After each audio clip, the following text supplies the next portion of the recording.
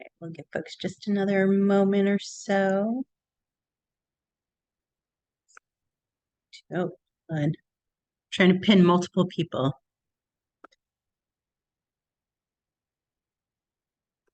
There we go. Just Gavin. All right. Well, hello, everyone. Welcome to our Creative Re session. So we're going to be talking about inventory, data, and demonstrating impact. And if you've gotten to spend any time with me, you know I love to talk about creative reuse. So I am so geeking and fangirling over getting to talk with Jenna and Gavin, and just to get to hear more about the great work that they're doing. And so right now, why don't we just take a quick moment, and Jenna and Gavin, if you just want to introduce yourselves and share about the great work that you're doing. Jenna, would you like to go first? No. All right. My name is Gavin Wuttken. I run a nonprofit in Sequim called Around Again. Our focus is trying to reduce waste. We've been doing it for about 14 years. We have an acre and a half of land. It's a tidal wave of stuff we face every day coming in the door. My mom, I think, just find it the best is it's retribution for being a messy kid because I'm constantly cleaning up something. But I love it. We've kept so far about 3 million pounds of stuff out of the dump, about 80 million pounds of carbon out of the atmosphere doing it. And we've been doing it for about 14 years. So obviously get into more of that, but that's the beginning of us. Thanks, Gavin. All right, so my name is Jenna Boitano. I am the Executive Director of Seattle ReCreative. We are a creative reuse and art center with now 2 locations in Seattle, on the north end in the Greenwood neighborhood, which is Northwest Seattle, and then also now on the south end in Georgetown. So our Georgetown location opened in June. It's a combined total of about 9,000 square feet of space that we use for programming and for collecting and reselling donated art supplies. We really focus on the art supplies and have been doing this work for around 10 years, 9 with a retail space in January. And have diverted about 848,000 pounds of materials from the waste stream in that time. Our stuff is a lot lighter than Gavin's, is what I'll say. You know, thread and yarn don't weigh as much, but we do have an impact. And after talking to Gavin, I now am going to try and capture what that impact actually is. So thank you, Gavin, already. Yeah, we do classes and camps, outreach events. We bring materials out to the community for them to make stuff. And then we have our retail spaces available for people to purchase used art supplies as well. So that's us. Yay. Maybe not the best analogy, but my favorite thing to say is that creative reuse is the gateway drug into opening people's minds for broader reuse. So excellent. Yeah, so we're going to start the conversation off around inventory, and Jenna, having been in your shoes of trying to calculate, you know, paper clips and, you know, post-it notes and, you know, paintbrushes, all that stuff. I know it's easier said than done. But could you both speak to kind of like that chasm that exists between like what you can actually take and what people want to give you or donate? Jenna? Yeah, I mean, I think one of the things that I will say is that often the things that you never have a problem getting are also the things that you have to come up with a creative way to reuse, right? So like I have never had a problem getting corks or bottle caps or white tile. Or right beige. there, yeah, or beige. So I think that like that the idea that people have all this great stuff. The other thing I hear a lot is, well, someone could make art with this.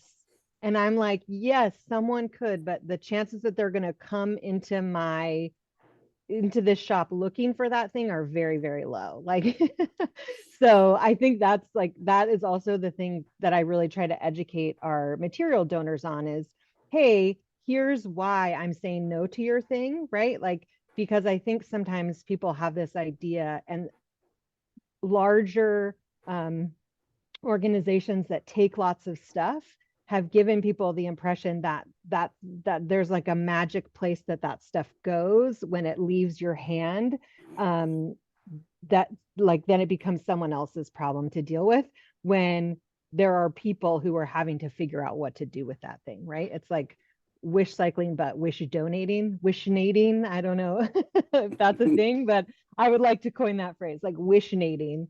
So I think like that's the thing that is challenging. Yeah. Yeah, inventory is a big time suck for us there. We've worked a long time on trying to get it dialed down, and speaking to all those issues that Jenna just brought up are really important.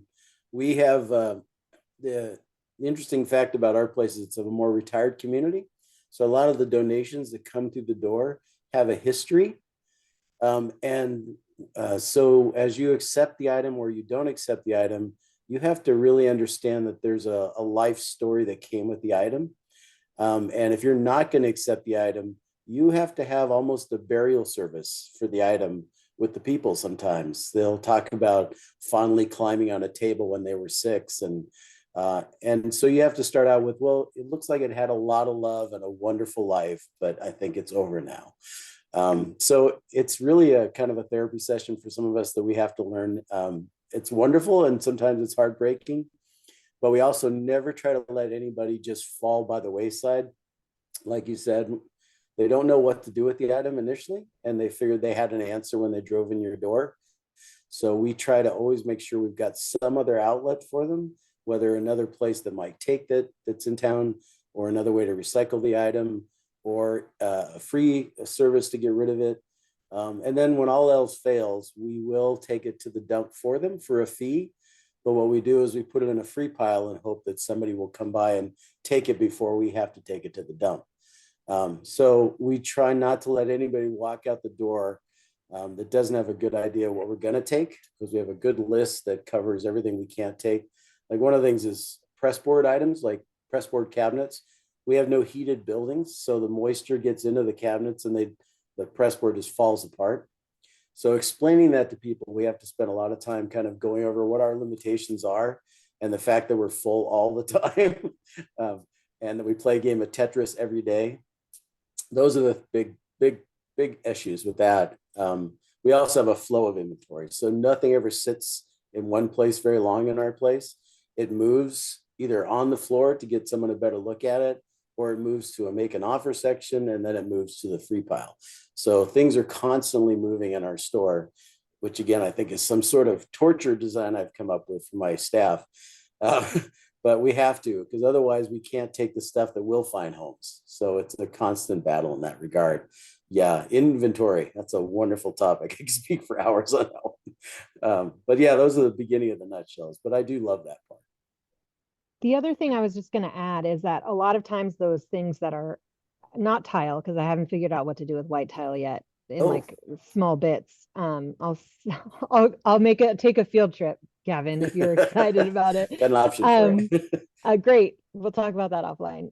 Is we also do lots of programming for kids in the community. And so a lot of times things like corks and bottle caps and things that we get so much of, we're able to use in programming. And so I think that is like really amazing and was really challenging, obviously, when we lost a lot of ability to gather in large groups during COVID. So we actually had to stop taking items completely, which some items, not all items, some items, which I think is very hard, as Gavin mentioned, for people when they've collected something for a long time and they're thinking you're going to be the place and then you can't take it. So luckily we're out of that situation now because our programs are back, but that was a huge challenge for a little while. Yeah, we did have, actually, just to add on to that, when high boy toilets came in a line, everybody went from a low toilet up to a high toilet, especially in Squim with a lot of retired people. we were getting just inundated with toilets for sale. And I tried to figure out what something to do with them. And I found a rock crusher who would willingly leave his machines up and running at the end of the day. And we would show up. I think we crushed about 2,500 toilets, and he would crush them. And then as they moved around on the belts, it would take off all the sharp edges. And then we would bring them back to the store, and we would sell them as potty pebbles. And people would put them in their garden for color. It was like little ceramic stones that were all over the place. And it was $1 a bag. We just had big jute bags and the shovel out there, and you would take away all your toilets. So fortunately, that trend is over. But that's something you can do with tile if you want to. That's some real creative reuse there, potty pebbles. I love that. I really appreciate too, that you are educating the donors, too, in that component of like, there are a lot of reuse organizations that will literally take everything and pay a lot of money in garbage and disposal fees. And then two, you're not helping the folks who are trying to do the right thing by reusing, by making them think it's getting reused.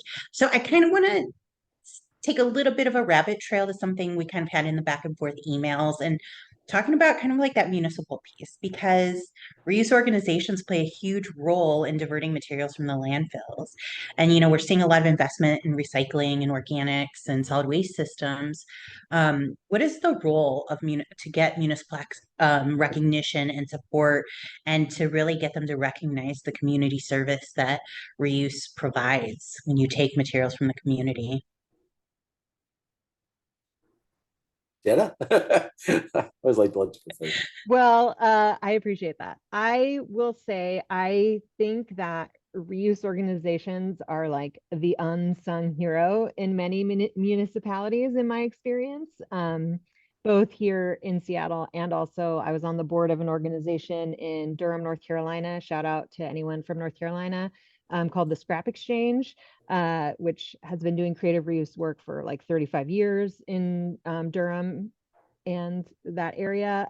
So I feel like a lot of times we're just like, I mean, we do get some funding. Our funding all comes from arts though. So the Office of Arts and Culture can for culture, right? Because of for our art making activities, we don't actually get any funding. We did get a grant from Seattle Public Utilities during COVID, and that was basically just to sustain like organizations that were doing reuse stuff. But we aren't we aren't getting any municipal funding.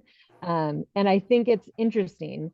We actually applied to a King County grant, but because we couldn't say other than like anecdotally, we were diverting from the county waste stream, that, now we collect zip codes. So I now have zip codes of where people are coming from when they donate to us, so that I can say, okay, of our donations, this percentage is coming from King County, right? Not the city of Seattle.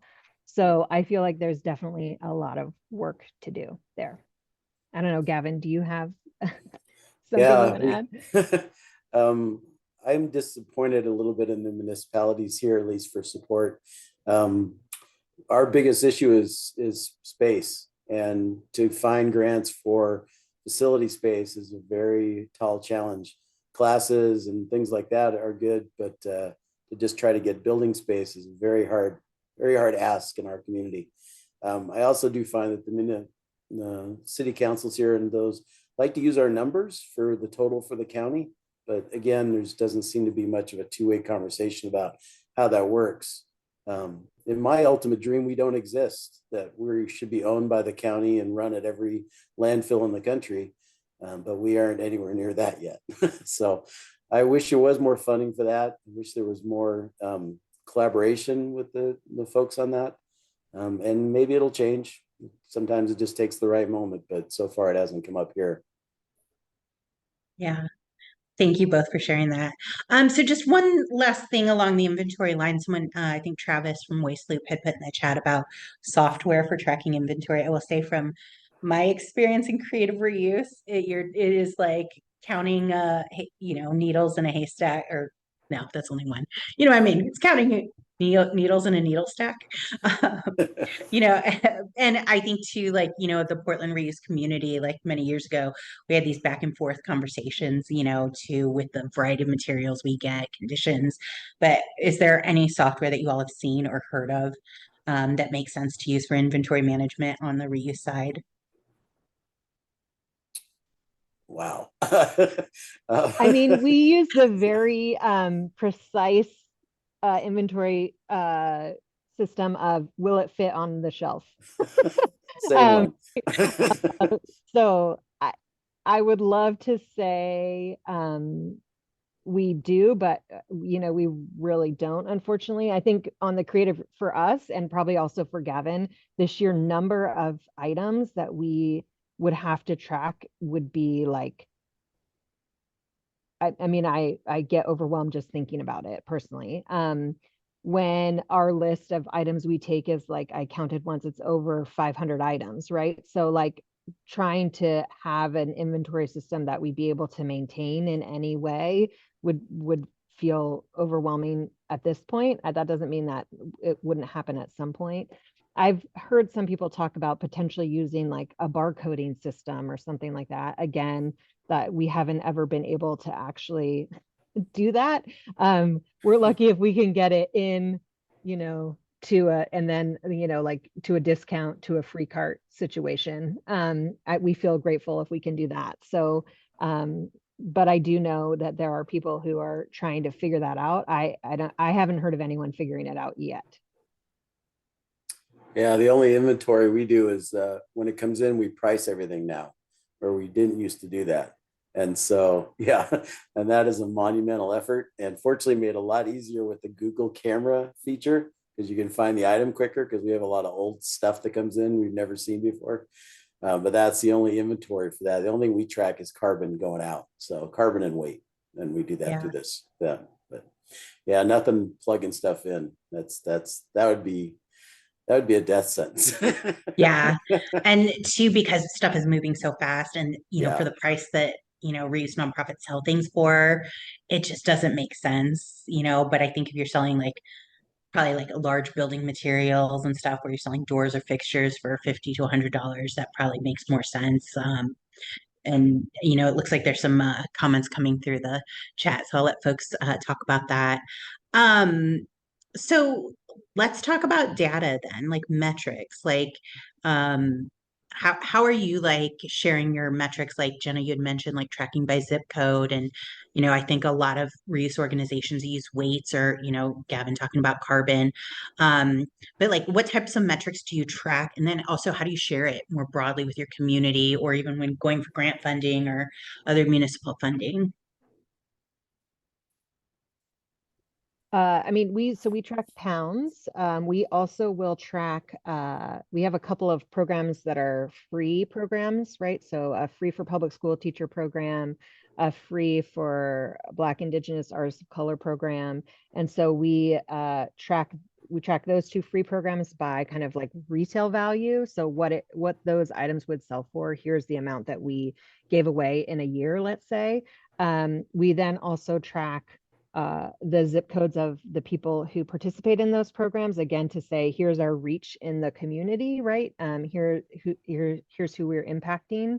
Our pounds we track, and we actually have a little like flipboard in our new Georgetown space. So it gets changed every month. You can see what the pounds are. So anyone shopping or donating can kind of see, we like point up at the thing. We'll probably do some end of the year social media posts, since those are coming up soon. You know, kind of out to our newsletter. It does go out to funders who are funding us just with information about impact. So those are all the kind of ways that we do it.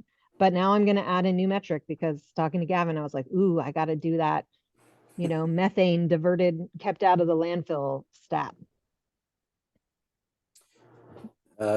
Yeah, so we just track that on the backside. We use Square for our POS system at the store, and we have 45 categories on 5 different screens. And then we assign a carbon value to that. I've done a lot of time researching that number and trying to get one that I felt comfortable for the item that we have. because it's such a diverse, it could have been made in Taiwan, or it could have been made in Oregon, how far it traveled, how long it's been around. All those things are just huge indicators as to how much carbon is left in the item, how much it used in the supply chain. So it took a long time to get to numbers that I felt comfortable with, that we felt like we were always underestimating. So I wasn't trying to speak too far out of our target. And then we assign a carbon value for each unit within those squares. And so as we go on through the year, I go back and I look through them and I add up the totals and then plug that all into an Excel sheet, and it calculates out how much carbon each of those items have used, and then a corresponding methane and weight associated with those. So just to give you an example, the one I love is paint. Paint is 80 gallons of carbon for a gallon of paint. So anytime you're diverting a gallon of paint, you're saving 80 pounds of carbon. So those kind of things are just wonderful to know and to be able to talk to our customers about and to move on. So that's our conversation. What's challenging for us is that we're in a community that is, let's say there's opportunity for lots of conversation about climate change and what it is and if it's real or not. So we have a long needle to move. We spend a lot of time just at the first step of not throwing away things as good. And then we slowly work into the carbon supply chain issues. But yeah, we advertise that on our website and we advertise it in the store. And I spend a fair amount of time with my staff trying to get them comfortable to have that conversation with folks, and not make it confrontational, but make it a process where it starts together and we learn together. But it's a challenge for that, but that's the question we do. And it does take a long time to get that spreadsheet put together, that's for sure. And that's actually the questions that are coming through. And what I was thinking, someone said, what do you use to calculate? So it sounds like a lot of research on your end. And then somebody saying, would you be willing to share that Excel sheet? I think that's the biggest thing in in reuse is like, how do we actually do this calculation? Right. And I know that's really important, especially for all the EPA grants coming up and ways to have metrics to measure all that. So I'd be glad to share what I've got. Please don't beat me up if my numbers are too far off. They were made in good attempts over the years. And of course, there are some good sites I can link on that for folks. So I'll put that together and get that out to you guys. I won't be able to do it right now, but once we're all done, I can send it back out to the group. But it is pretty nice. It makes you feel good at the end of the year to look back, get your staff motivated. For the customers that get it, it really does put a huge feather in the cap of them. They feel like they're really taking part in it. Like, I think I always try to equate it like our total so far is about 43,000 acres of forested sequestered CO2. So that's a nice number. It makes it sense to them and they can go home and feel good about what they donated that day or bought that day. So. Yeah, that's great. Thank you. So I'll just ask one last question and then I'll check the chat just for questions from the folks who are in the audience. But kind of you really shared the great impacts that y'all are having and stuff. But can we talk a little bit about how to replicate the great work that both of you are doing and how folks can have the really grassroots but growing impacts in their communities? Jenna? Sure. Sure, Gavin, I'll go. Well, what I'll say is first. I think Liz said, it's like creative reuse is the gateway drug. I also feel like creative reuse is like, if you get bitten by the creative reuse bug, you will likely do it again, right? So I learned about creative reuse from another organization. I then start Seattle ReCreative with a co-founder. My co-founder then moves to Denver and starts an organization in Denver, right? Like, it is literally happening all the time. And so I would say, yes, every place. I think Gavin and I are agreed that every community can have an organization like either one and both of ours, in any size or capacity, because there is just this amazing amount of stuff out there that can be reused. So that's my quick answer. So Gavin gets some time to talk before we run out of time. Oh, we run out of time. The angle I've taken on is that I get a lot of people that want to start one of these kind of places, which is great. So I have been working for quite a number of years now of trying to put together a packet so that I can literally just hand something to somebody and tell them, they get to call me at any time for a year. I'll come out and visit them, figure out the site if they're going to and looking for help. And then they're off on their own. They don't call it around again. It's their own thing.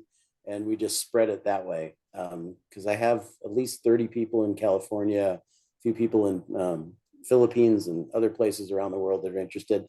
But I'll tell you, the hardest part for me has been learning how to deal with the staff. I love I love my staff, but it's been 14 years of quite a learning process to figure out how to make that work. Because I'm kind of like Josh, I like to just charge ahead into new things, and I tend to leave a wake of things behind me to get picked up.